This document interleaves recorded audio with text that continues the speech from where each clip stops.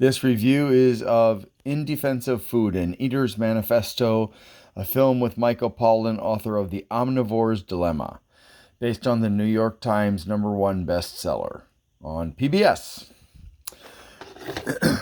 And that's Michael Pollan. Now, in the past, I've had some disagreements with Michael. I was a bit hesitant about actually getting this documentary, but in the end I decided, well, let's see if he's on the right track or not. Now, Michael and I are quite similar in the respect that neither of us are scientists or doctors or anything like that. We've just both researched. He, unfortunately, has had access to way more live humans than I have. He's got financial resources and connections that I don't have. So he has some really interesting stuff in this video. So I would guess that means that the book is even better than the video, which, normally that's the case. And his slogan, "Eat food, not too much, mostly plants," is true. I mean, you got to eat food. I mean, you can't live off of sunlight and air. The people who say they live off of sunlight and air are conning you out of your money somehow or other. Not too much, yes. Going to buffets may seem nice if you're there to try lots of different kinds of food and eat in moderation. But if you go there to get your fill based on how much you have spent to be at that buffet, then you might as well have just gone to a regular restaurant and ordered off of a menu, because you're overstuffing yourself and you're hurting yourself, really, in your efforts to say, well, I haven't quite eaten that $13 I spent to get into this buffet, so I better go get another plate of something, probably dessert. Yeah, I know that's what you do, because I do the same thing. Or, well, I used to do it a lot. I don't do it so much anymore. I hardly ever go to buffets, to be honest. And if I do, they're probably going to be something like Chinese or Indian or something like that. Because, well, I like to try the different offerings they have. So, the fact is, though, however, he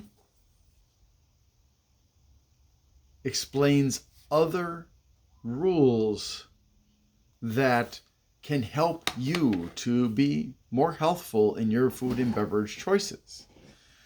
And I don't agree with everything he says.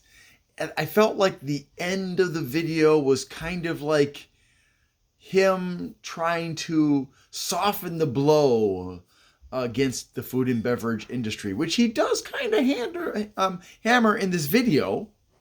And I think it's well deserved, because the food and beverage industry is the biggest reason that so many Americans are as sick as they are, because they manipulate us. They manipulate politicians.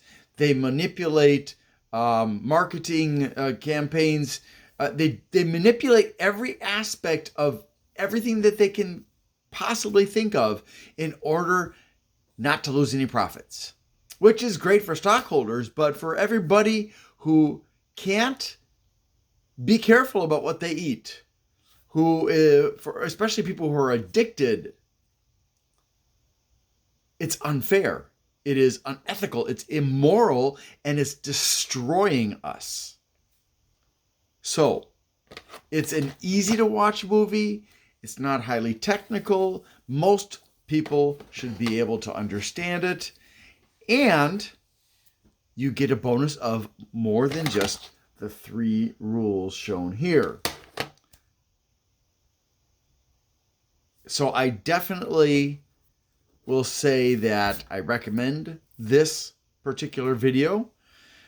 And with the caveat that there are, a few things that I don't entirely agree with him about. Like I said, the ending seems to be he's kind of softening the blow against the food and beverage industry, but they deserve it. and so much more. Honestly, as far as I'm concerned, the food and beverage industry writ large is a criminal organization, just like the tobacco industry, just like the vaping industry, just like the cartels. So I'm going to give this a 9. I would give it a 10, but there are just little points within it that I felt sometimes were questionable and or didn't explain things clearly enough. And then the ending part that I have the problem with. But it's very good. And if you are trying to figure out a solution to your problems, I think it will help most people. Nothing works for everybody. But I will also point out one final thing and then I'll shut up. The idea of everything in moderation is too vague, because if you don't know what moderation is for a particular food item, you're going to eat too little, you're going to eat too much. You may accidentally sometimes eat the right amount, but the idea is don't overeat.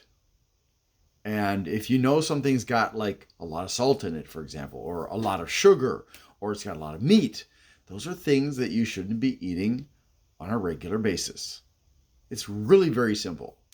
All this about fat and carbohydrates and even protein, those are kind of like a sleight of hand by a magician. Oh, it's right here.